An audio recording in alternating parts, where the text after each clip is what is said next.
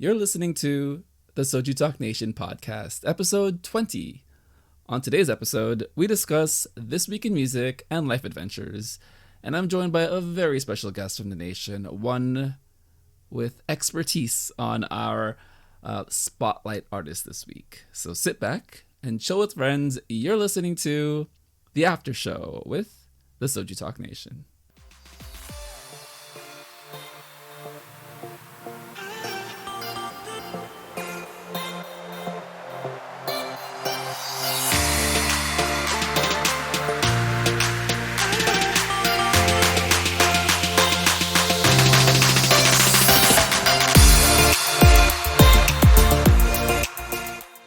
Welcome to the SojuTalk Nation podcast, a chill discussion on this week in the SojuTalk Nation. We're recording on Wednesday, May 26, 2021. I'm your host, Crispy, and joining me this week, a very special guest, one who has made an impression on the main show in the past to celebrate this very special artist this week. We have the one and only Bias Noona. Welcome to the show, Noona. Hello. How's everything going? Busy. How are you? That's going well. Busy too, but kind of just enjoying the week going into a U.S. holiday. So we're gonna have a 3-day weekend coming up, and kind of excited to just do normal things again. So yeah, feeling pretty good. Moving on to announcements this week. So Soju Sessions is really picking up. I really do love the show, and I'm really happy to get different guests and different perspectives on it. This week on Soju Sessions episode 9, I have Ara from the Nation joining me to talk a little bit of BTS, a little bit of Kim's Convenience, but primarily about her Southeast Asian culture and what she hopes for as far as different exposure and different representation, as far as global popularity for different artists with her similar heritage background. So check that out on the SojuTalk Nation podcast feed. We don't have Koala this week. She has school. I think she's coming up to the end of school for the next few weeks, so she may be busy, may have other special guests. But this week we do have Noona, so I'm very excited to have her expertise in the things we'll be talking about this week. Next, we have Celebrating the Nation. We have 3 birthdays this week. On May 25th, we have Dre. On May 27th, we have Therese, the lovely Therese, who makes the wonderful TikToks for the SojuTalk fan TikTok account. And we have on June 2nd, you. So give them a big shout out and happy birthday, either early or belated. Let's celebrate the nation on Discord and make sure everyone feels like they need a big piece of cake from the nation to celebrate. All right, let's move on now to This Week in SojuTalk Music. So we do have 3 songs this week. The big one, we'll just say it at the top. We have BTS with Butter. We're going to cover that last. We're going to get Noona's thoughts on these 2 songs that I do like quite a bit, and also her reactions of the cruise takes this week. So the first song is Taemin with Advice. We have Oogie, however Doug wants to pronounce that, with Bonnie and Clyde. And we have BTS with Butter. So we'll start at the top with Taemin and Advice. All right, Noona. You like Taemin.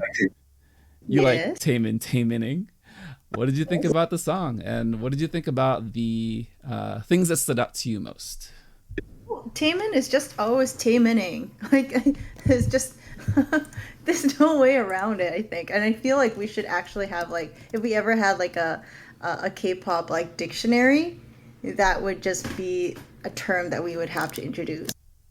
Absolutely. Yeah, we should suggest that on Discord, actually, to have a SojuTalk dictionary with vernacular very specific to how we simp over certain artists and idols. So I think for me, all right, so it's no secret that I primarily focus on girl groups and female soloists, but Taemin is the exception. He is the one that I gush over all the time for a number of reasons.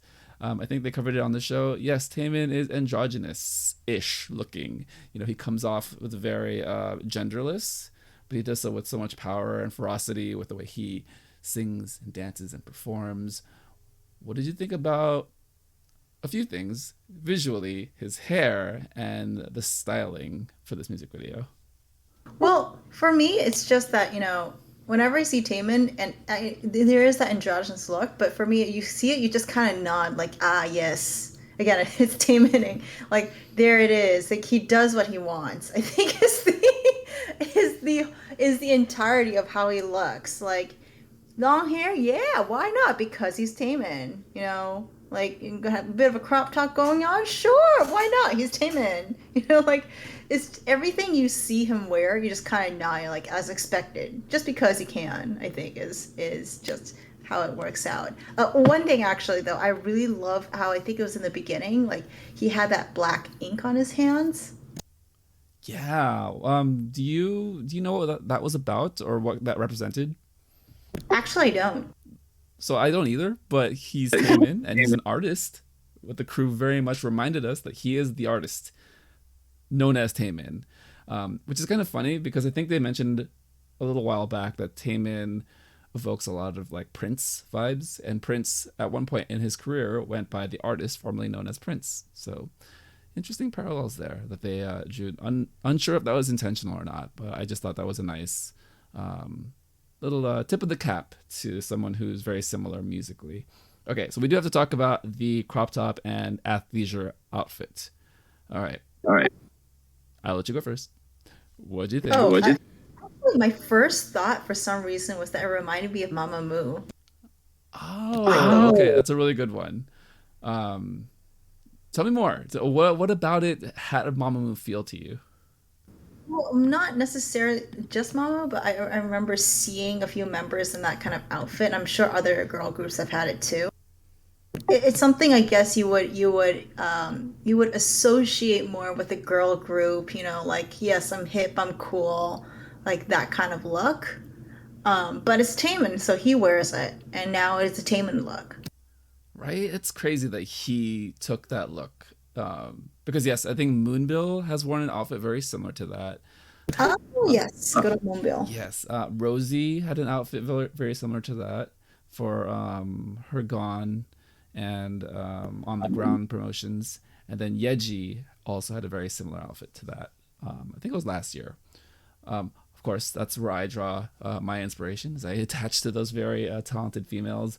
But I didn't notice the sports bra until Doug noticed it, and I went back into the video and I was like, "Yep, that's there." Yeah, yeah. It's Taemin. He's gotta hold himself back a bit. yeah. That's what he's there for. He's got to support his big heart.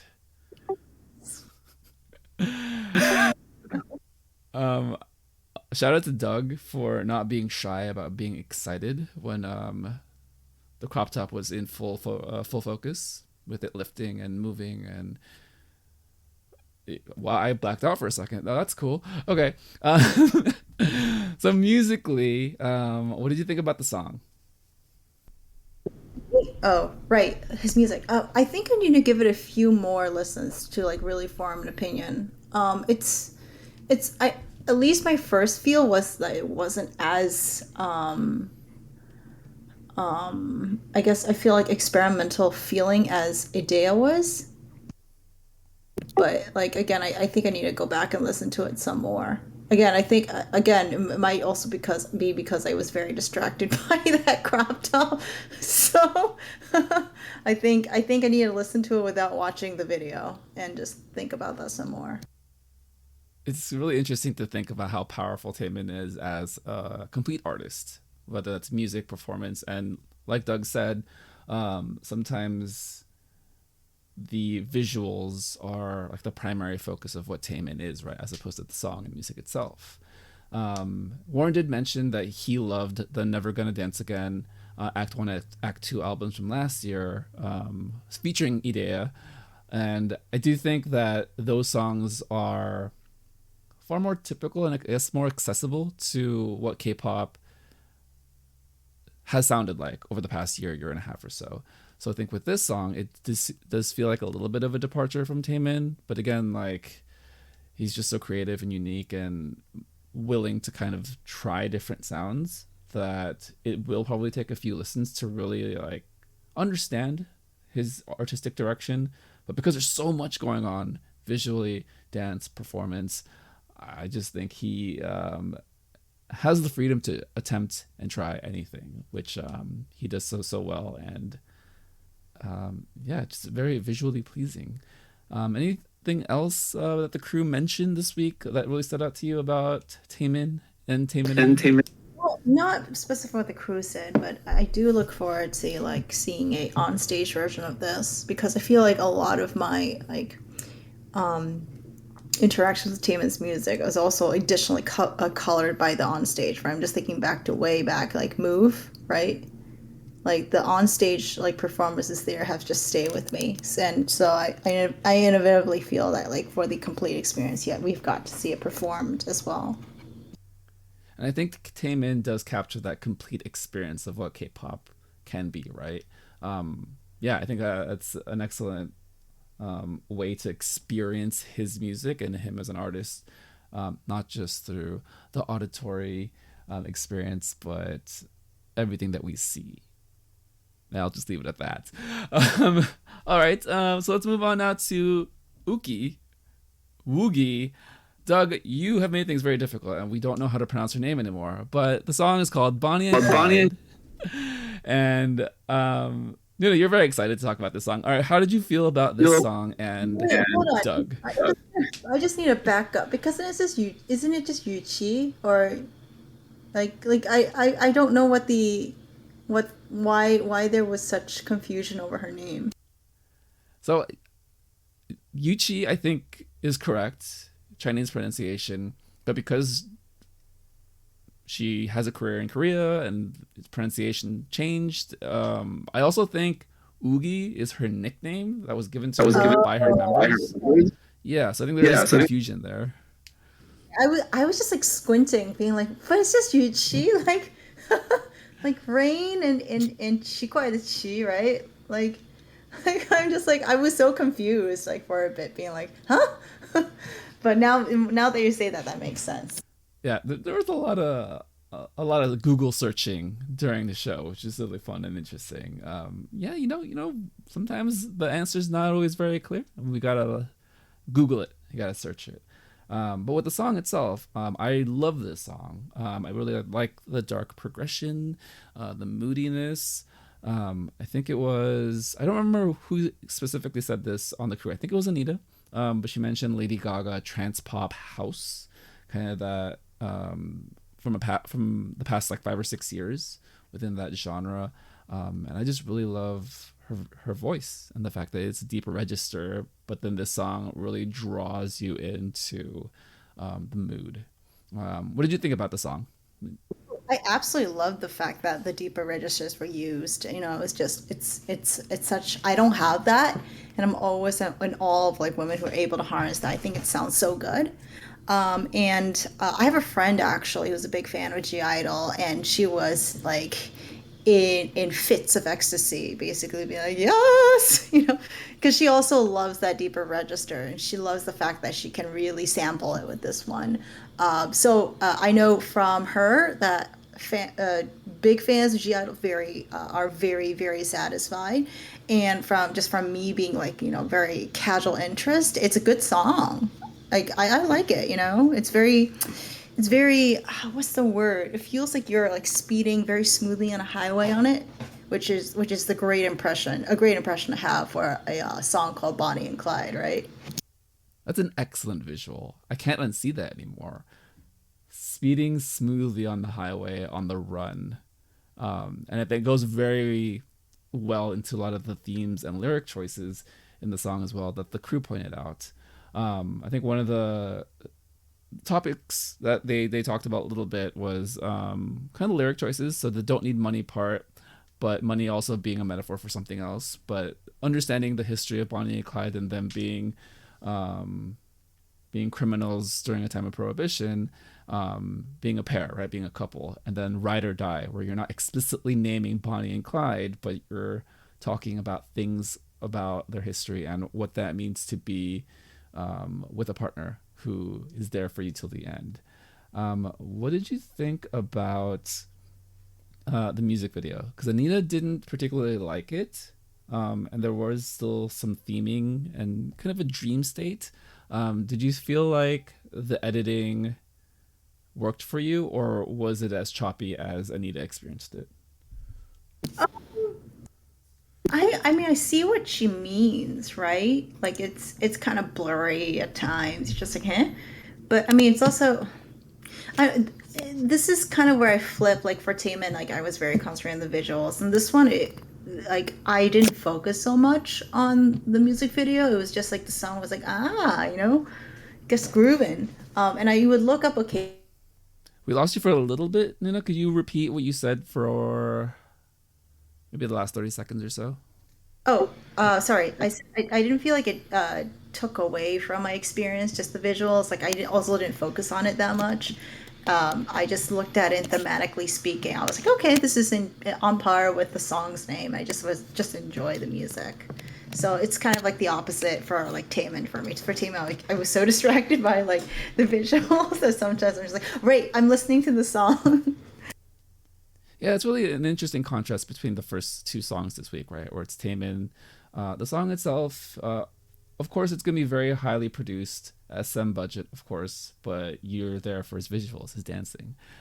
Yuki, she is a new soloist. This is her debut project with two songs. They didn't cover Giant last week, but they covered Bonnie and Clyde this week. And for the simps listening to her music the past few weeks, we were all very excited to see how the music video was going to come together. Not to say that the music video was unnecessary, but it was one of those where we loved the song so much already. We enjoyed it so much. I don't think the song added, but didn't take away. The music video didn't take away from our experience. And I think, just like you said, it just sounds so brilliant and beautiful and just very I don't know, evocative of the title, right? Without having to lean on the music video and visuals. I did want to touch on one last thing about this song, and and it has to do with the bass line. The comment on the show was that it's fat and it's juicy. How would you describe the bass line? Groovy? Yes, very groovy. Very much setting a mood and setting a tone. And then one final thing. So the song is is entirely in English. How do you feel that that helps in the accessibility of her music? Because she is fairly multicultural. She is from China, but she is a K-pop star. But now she has this entirely different audience because she can reach them with complete English songs. What does that mean to you, and how do you interpret that? It's interesting to me because I feel like there's now like a new trend of a lot of songs becoming in fully English. I think this is one of the songs that pulls it off better than a few others. Um, I don't know. I'm kind of agnostic on the choice of making this complete English. I like it.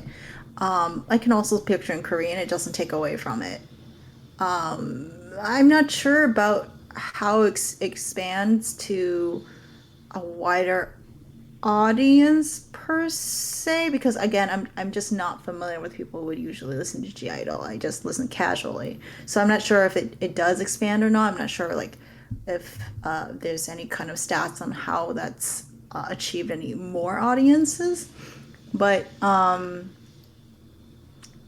don't know, I don't mind it. I feel like there's some people who were grumbling about it, but I was just like it's nice, it's I don't mind that's in English, and I don't think it takes away from the fact it is in English or not in English. But it's just overall she sings it well, right? And she does this well, and she executes this well, and I think that's all that matters to me. Yeah, and I think you make a really great point of other songs attempting this model of either fully in English or like 90, 85% English and not perhaps doing it as well. But again, looking at this song in and of itself, it was completely, it's a well put together song in its entirety, a very complete song. I do think that you and I agree that it's very fun and enjoyable and a little bit of a change up in tempo and change up in sound to the summer vibes that we're going to be going into in the next few months. And even in the past 2 weeks that we've gotten with girl groups releasing new songs. And that's going to take us to what I think is probably going to be the summer song of the year.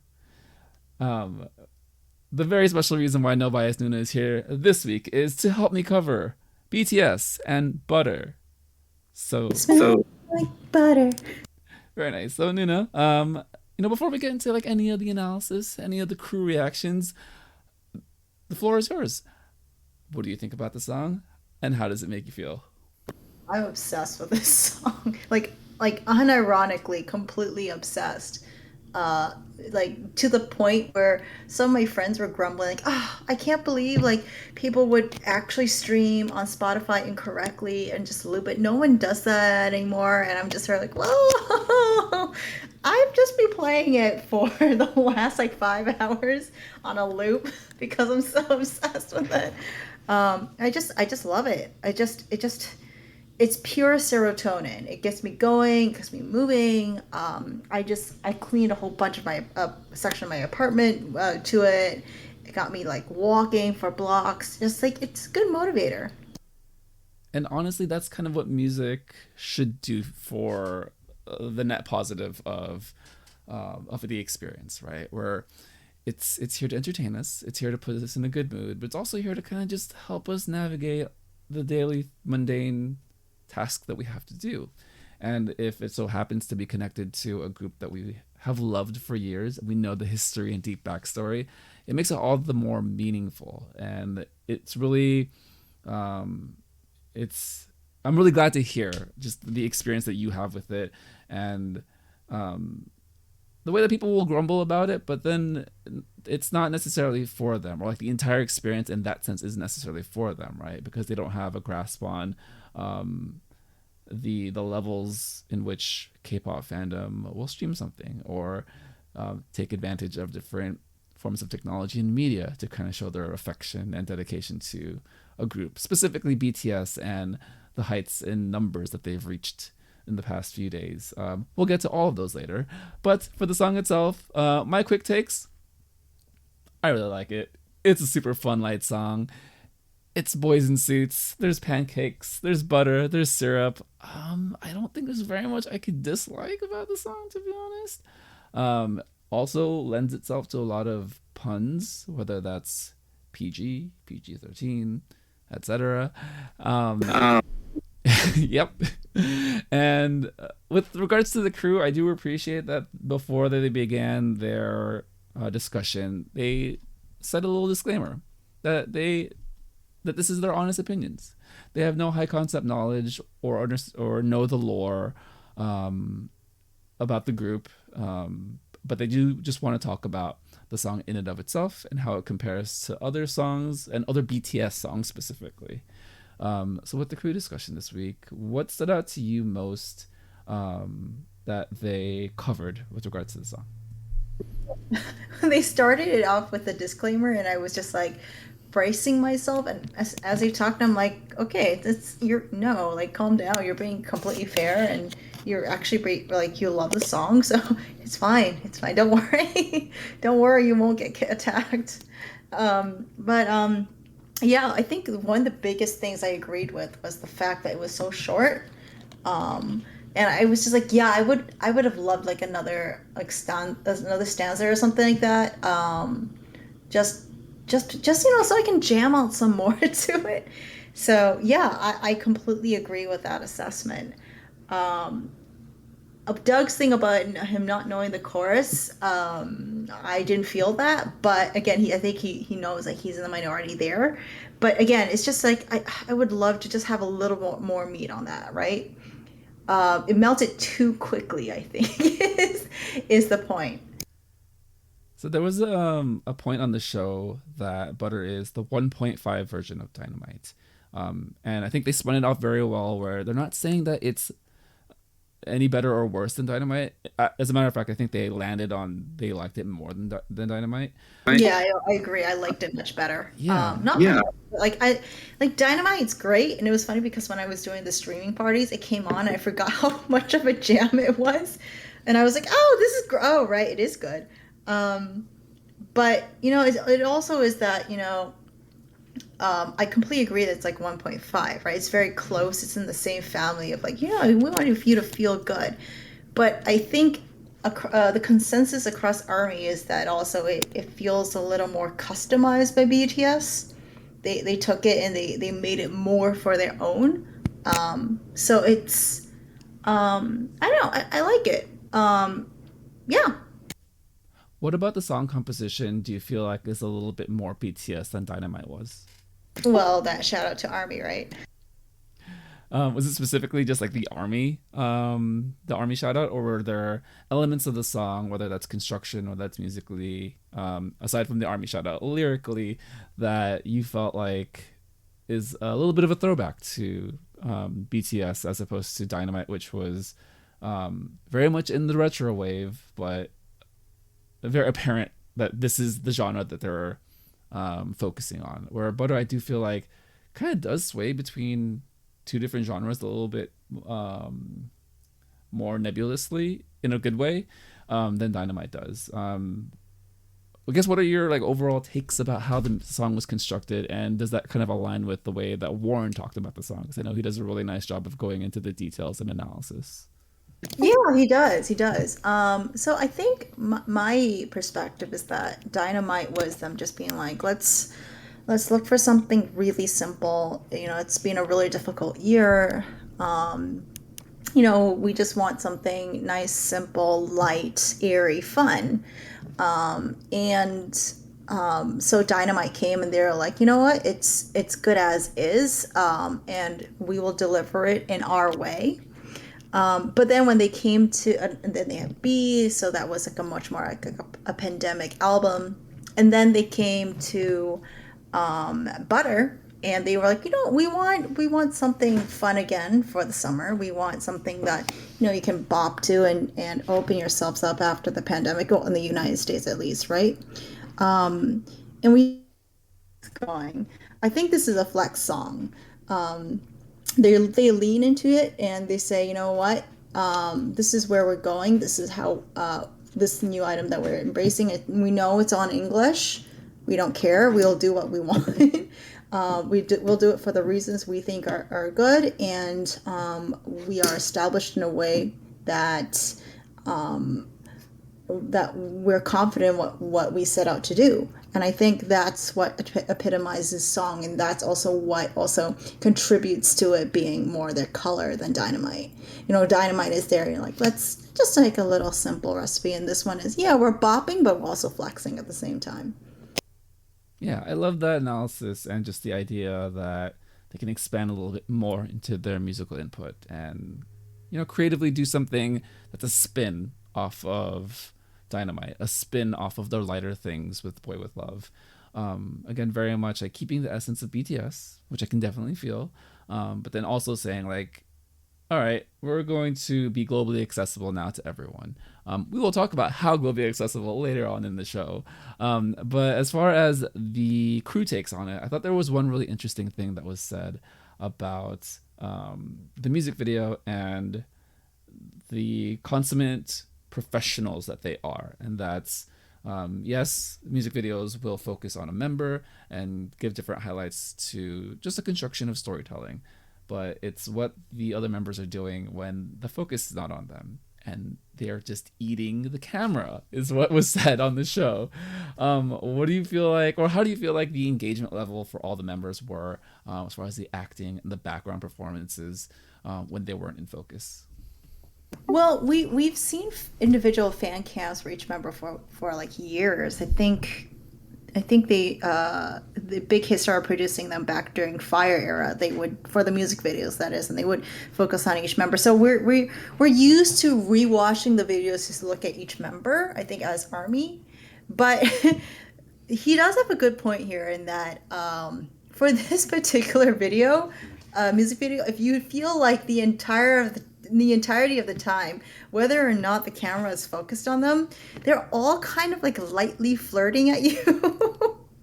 So I feel very, flattered and flirted with in this music video, like from all sides, not just the person that's in focus. So it's a little overwhelming at times.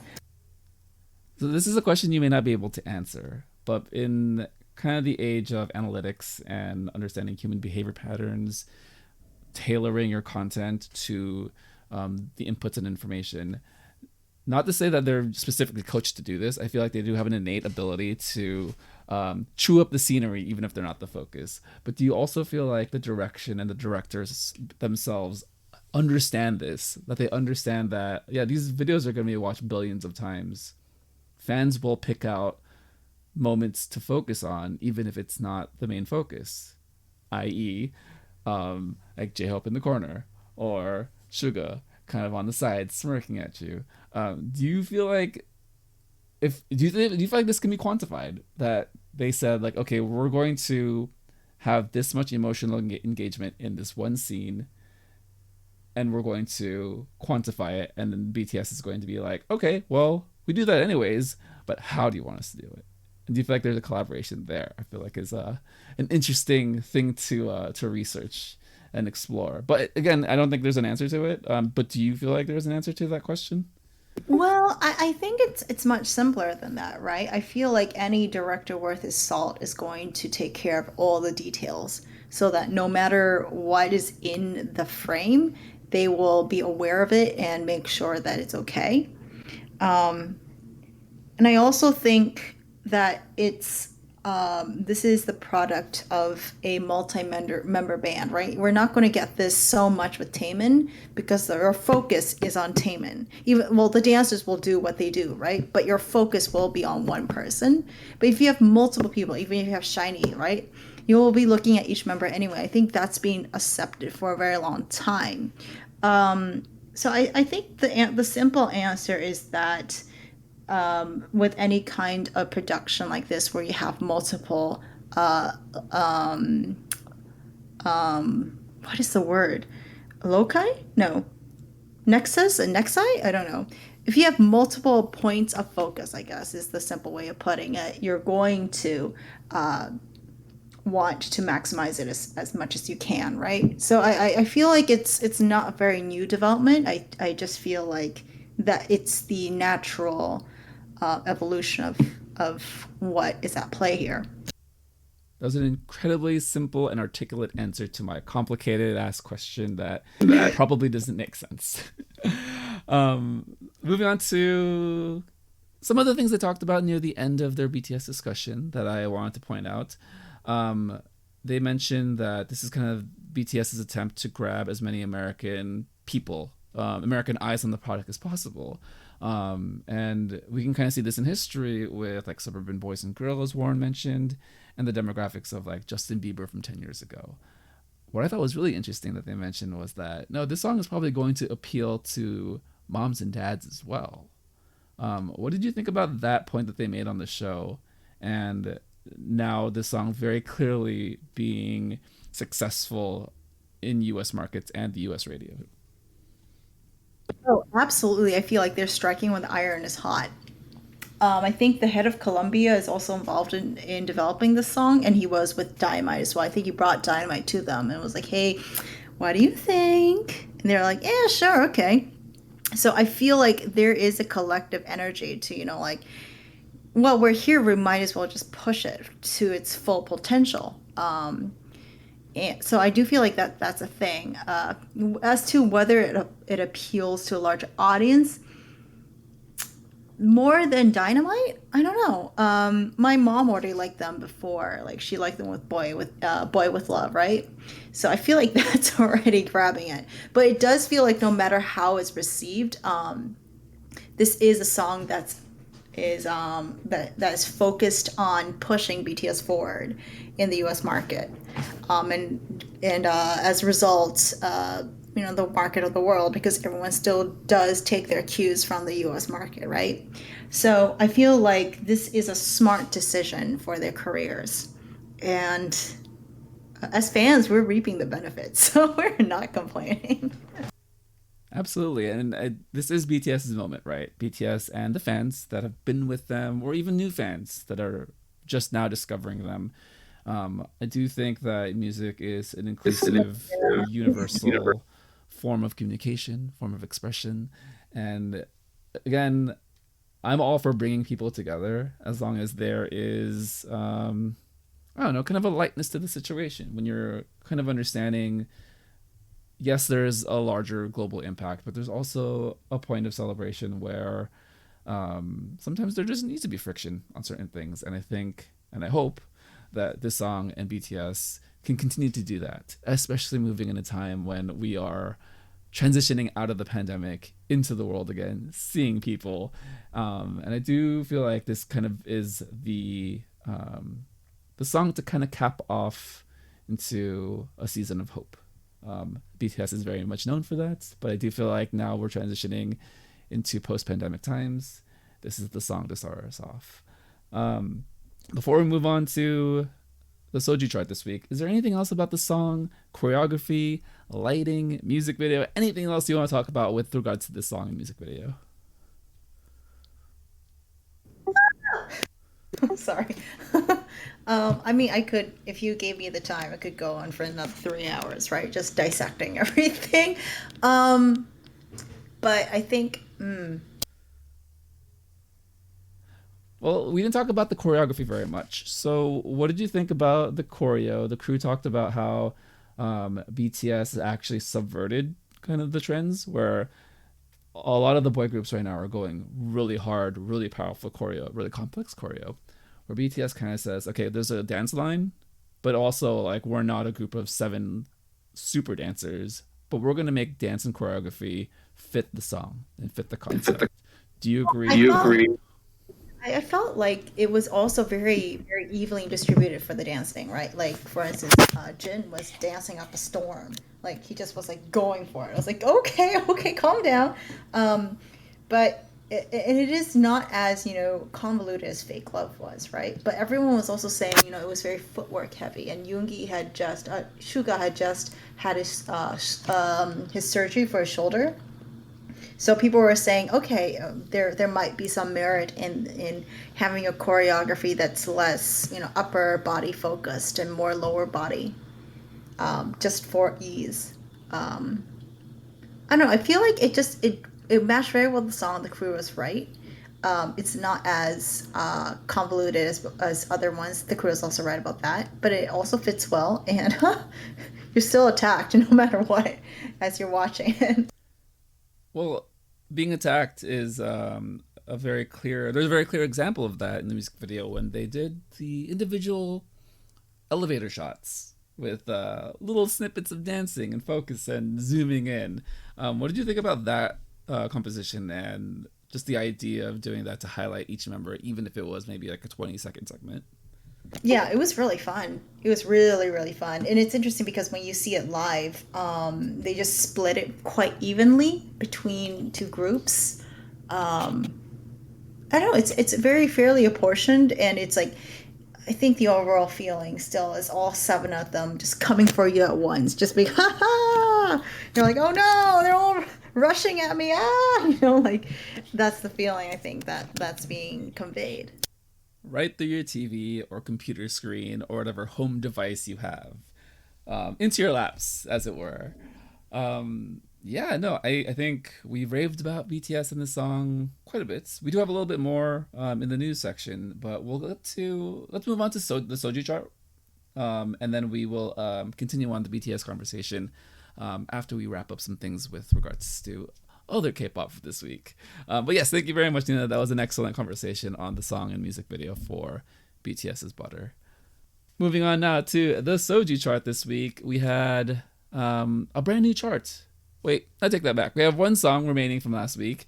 At number 3, we had a tie with Oogie, Bonnie and Clyde, and Taemin with Advice. At number 2, we had Fromos 9 with We Go. And number 1, no surprise, BTS with Butter. So this is the list that the crew arrived at. Were there any surprises and interesting comments that stuck out to you this week?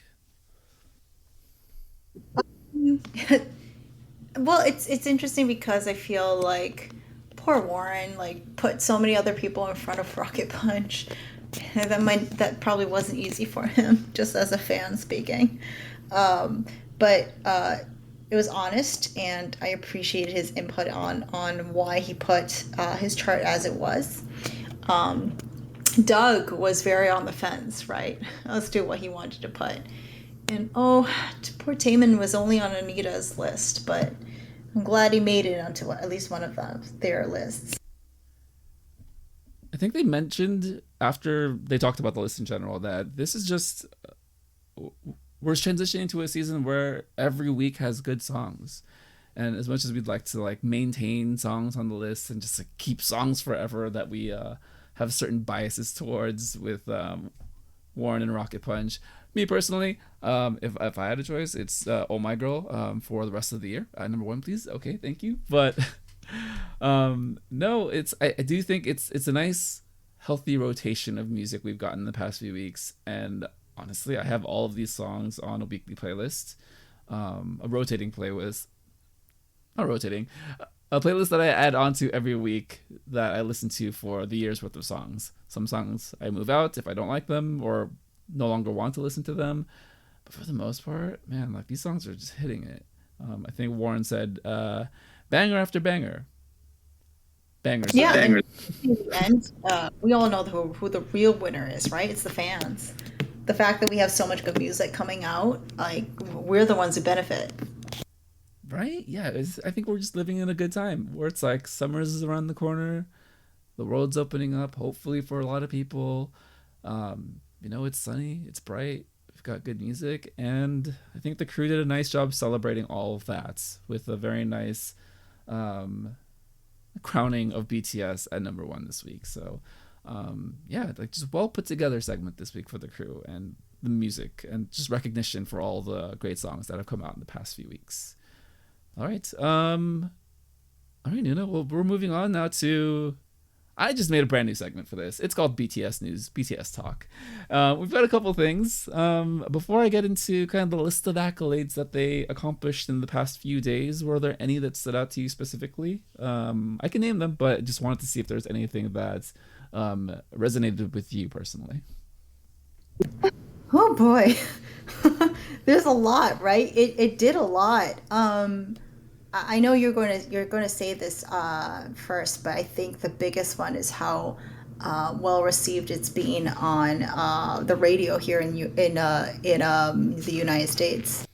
Yes. So there was a Variety article that came out last evening, May 26th. May 26th? Yeah, May 26th at night. Or May 25th. From Variety, a Variety report that Butter is the first international song to be added to every monitored top 40 station in its first week. So what that means is in the United States, there are radio stations and broadcast channels that can play a song. They basically were played on every one of those. To give more detail, it's a media-based number. I think media-based is actually the metric. Butter is listed as having 180 ads in the format for this week. I think 180 is the maximum number. For comparison, Dynamite debuted last year at 171, and then I think this is earlier this year. The Jonas Brothers collaboration with Marshmello, Leave Before You Love Me, was picked up by 115, and then the third place one is Olivia Rodrigo, Good For You, with 86 ads.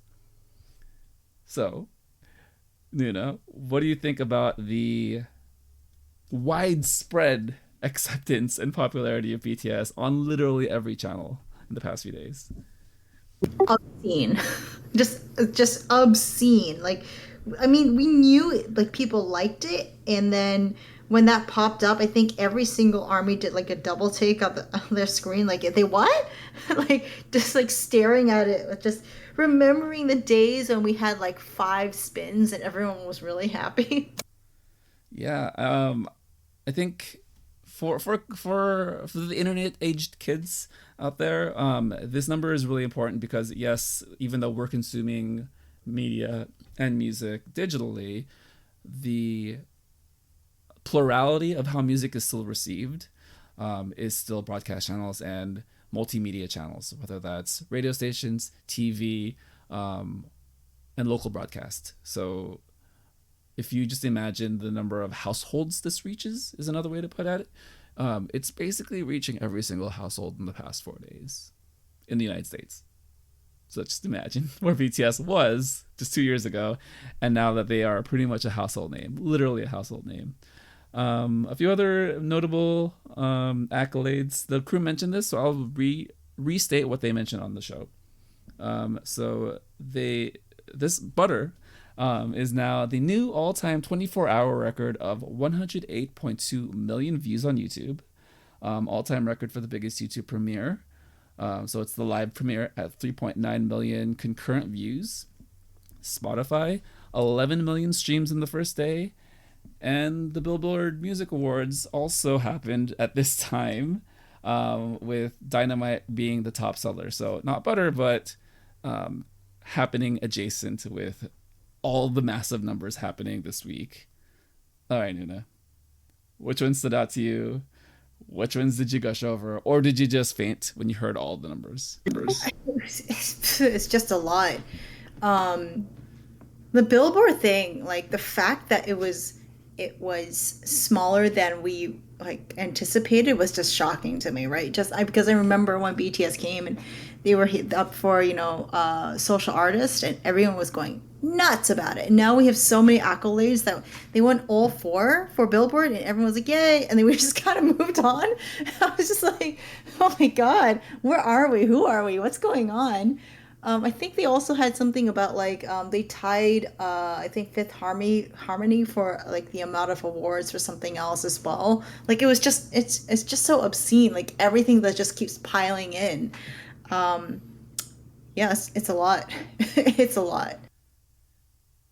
So to me, what this signifies is that a foreign piece of entertainment, a foreign piece of content, a foreign piece of art can, one, create an imprint in a different market, in the US market, which is still the standard of how you want to be accessed in the world. Two, you can develop and build and grow through different connections, whether that was their late night relationships on late night shows, doing different award shows over the years. And then three, finally reaching that pinnacle where, yes, they have the recognition, but now that they are not just considered K-pop artists, Korean artists, but now they're globally accepted musicians.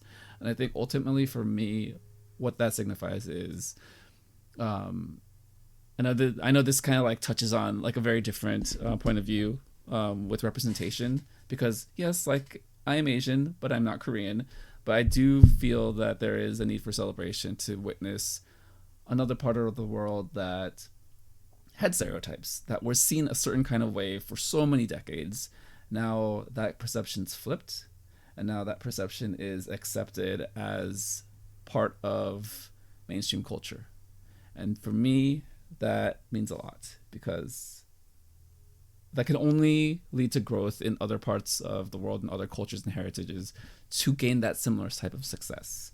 Want to flip it back to you, Noona. What does that mean to you as far as being a person of Asian heritage and background, and having that inherent connection to the success of someone who, or a group or musician who is similar to you, right? Not the same, but similar in the sense of you understand their history and their background that is adjacent to how you saw the world. I think it's interesting. I feel like you're right in that they're going mainstream, and being a fan of this group is accorded with more respect than it was a few years prior.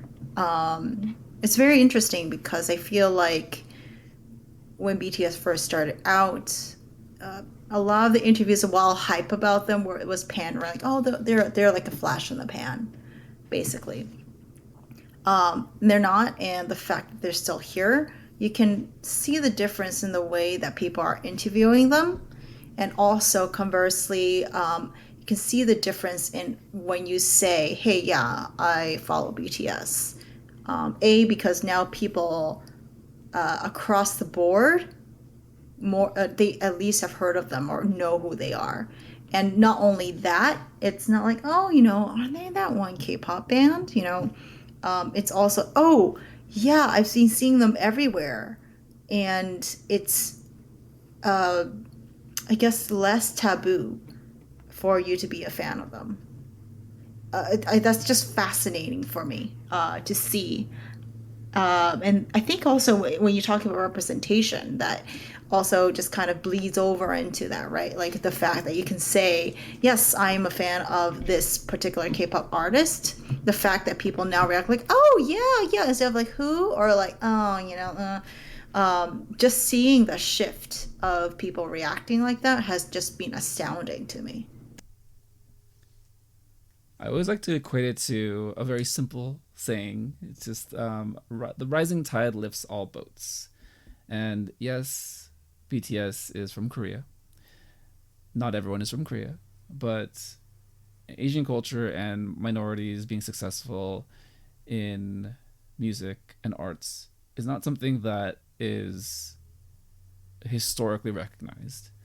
And there are going to be unintended consequences in so many positive directions with just the expanding and opening of this idea that you can come from a different culture, you can be accepted and popularized in niche markets, but then now you can have a global reach. And when I say mainstream, I know oftentimes like the diehard fans hear the word mainstream and it's like, well, I like them before they were mainstream. It's like, well, yes, and that's excellent that you were there from the beginning, but I also do think that being mainstream is a good thing. That it is a net positive in how we experience more stuff, more pieces of art, more culture, different stories. And I think ultimately this will have a net positive effect on how we experience new cultures, new experiences, and hopefully reach other markets who are also doing amazing things. I talked about this with Ara earlier this week, and we talked about Southeast Asian culture. And she's from India, so just the idea of like hopefully one day an Indian artist can be taken seriously or in the same vein. And I do think this is however long it takes, not saying it's going to happen tomorrow, but I do think it's the step in the right direction where 10, 20 years ago, I don't think anyone was saying that K-pop or Korean entertainment was going to have this type of effect globally.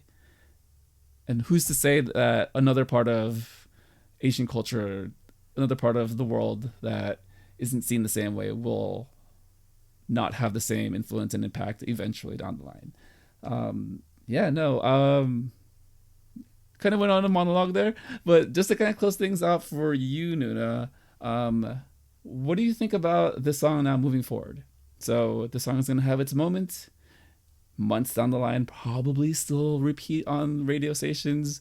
But do you feel like BTS will kind of continue into these wildly accessible, wildly popular songs, or will they try to shift back a little bit to expose general audiences now to a different sound, perhaps even their older, kind of edgier hip hop sound? Well, I don't know. I feel like most of their conversations have been like, as a group, we change. And that's been an ongoing discussion in Army as well, right? Like, I get that people are nostalgic for older styles. I feel like BTS will do what they want. But whatever they do, whatever step they do, they take going forwards will build on the success of Dynamite and B and Butter, and just push their influence further, which is very exciting to see. I don't think there's, frankly, I feel like anyone who tries to predict their musical direction will be wrong. We've never been right on that, even up to like when we get like the teaser trailers. So, it's just, I'm just here waiting for their next salvo. And I know that they have another album in the works already, so I don't know what they have planned there, but I look forward to hearing more and to streaming Butter with the rest of those songs. Absolutely. A very exciting, unexpected set of turns to come, right? I think we did a nice job covering BTS as a whole this week with a little bit of extended conversation. Just a quick things from State of the Nation. So the crew. So this is the after show. We talk about the crew. We talk about what they experienced and kind of their life adventures.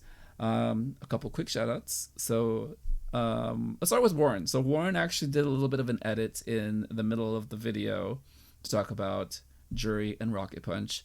I don't want to go into too much detail. The gist is that she is taking a break from current promotions for health reasons. We don't yet know the reason, but Warren was very somber, and I do want to shout him out just to let him know that we all, well, at least I personally do feel the weight of kind of the circumstance as well, and I'm hoping for the best. And then we have Doug, who opened up a little bit about his mental health over the past few months. That he's moving into his 30s, and he wants to kind of approach it with positive change and positive self-improvement. So he is on a journey for dieting and physical health, in the hopes of improving his mental health as well. But a lot of it has to do with physical appearance and kind of the challenges he's faced over the past few years. It's very touching that he's able to open up about things like that. I know we all have different insecurities and different perceptions about ourselves that can weigh heavy. So it does mean a lot that Doug is able to open up. And we have Anita, who, Anita's amazing. She's great. She's just enjoying living her life. She's watching Produce in Japan. I believe that's what she was watching. Anita, correct me if I'm wrong. So yeah. Just Anita, a very lovely voice to have on the show to kind of balance out some of the heavier moments. And just like the main show, we do like to balance things out with a little bit more fun, a little bit more subjective opinions, and a little bit extra time gushing for the things we love. So our closing thoughts this week, our weekly check-in. You went to a wedding this weekend. Was BTS played at any point in this weekend? Oh my goodness, let me tell you. They started playing Dynamite and I lost my mind. I lost my mind.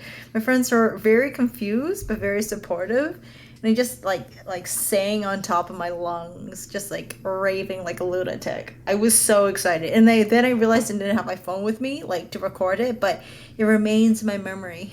I was so excited to hear it. And that's it's just really nice to hear stories of pre-pandemic socializing and celebrating again.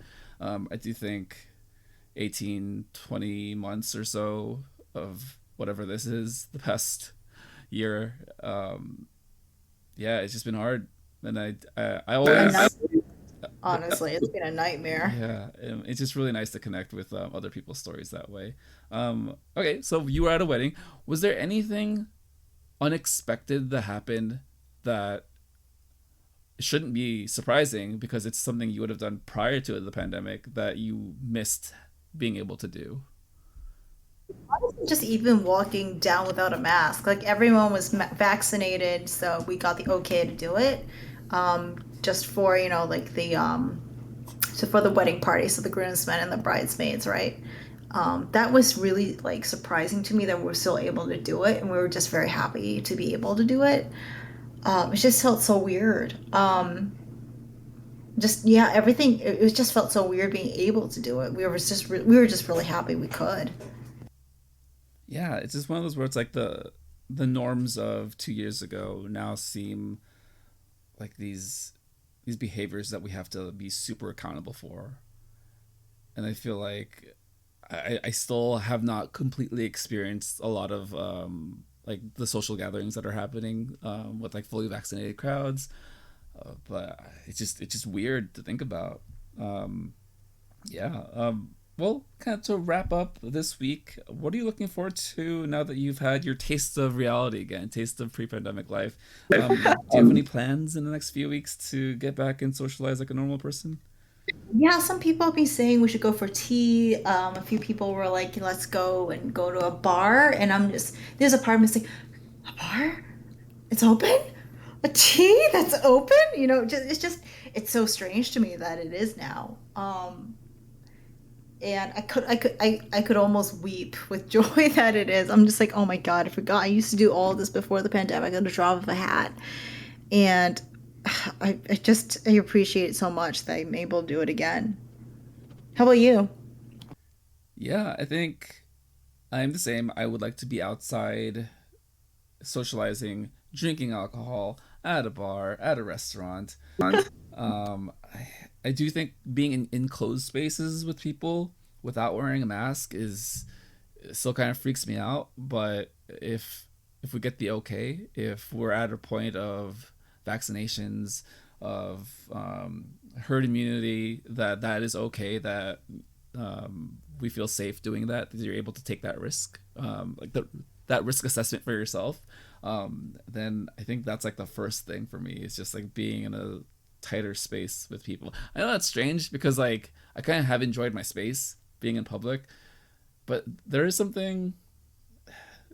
It is weird not being able to do it anymore. Whether that's like being at a ball game, watching a basketball game, a baseball game. But yeah, I think that's probably the one thing I'm looking forward to is getting back into live sports. So live sports and drinking. Yep. I feel like I would still wear a mask in public areas when I'm not eating or drinking, just because I've really enjoyed not being sick this entire year. Yes, that is a really good point because I have not gotten sick with the cold or the flu, and I don't know what it's going to be like again to go out in public and then have that be a risk, as opposed to being home for months on Yeah, end. yeah. Yeah.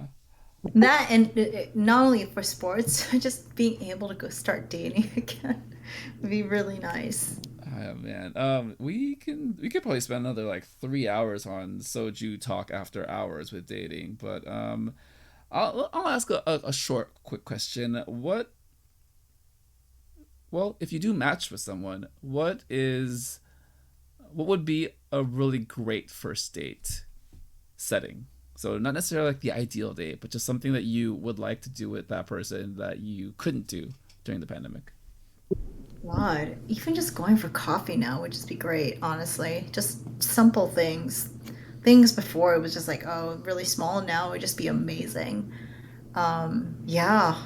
I had a friend who was like, there's apparently like a new app that pairs you with people who are also fully vaccinated. But yeah, no, yeah, it's just even the smallest thing, like just going for coffee, going indoors, just having like a small dinner or something. Just that would just be great. I think for me, it's like sitting next to that person, closer than 6 feet. Okay, okay. Oh, Right. Well, I also mean that in the context of like watching a movie in theaters, and just like, okay, my shoulder brushed up against yours. Let's share the armrest. Oh, the movie's scary. oh no. Oh man, yeah. No, those are all really exciting future dating stories that we can explore on Soju Talk After Hours when we start that show. Yes, thank you so much for being on the show this week, Nuna. Do you have any closing thoughts for everyone? Dream butter. And on that, I'd like to thank everyone for listening to the Soju Talk Nation podcast, episode 20 this week. Subscribe on YouTube, follow on Spotify or your preferred podcast platform, and continue the conversation on the SojuTalk Kpop Podcast Discord. This has been the SojuTalk Nation for No Bias Noona. This is Crispy. Bye.